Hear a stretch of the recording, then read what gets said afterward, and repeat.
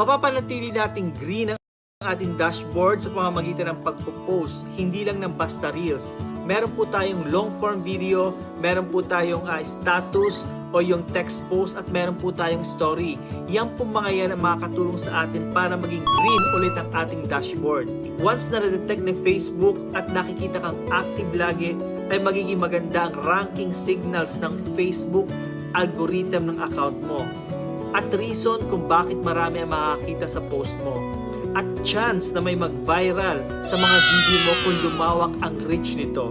At syempre, kasunod na nito ang mga followers kung nagustuhan nila ang post mo. At yun lang po guys, ugaliin po natin na mag-post araw-araw para po maging green ulit yung dashboard natin.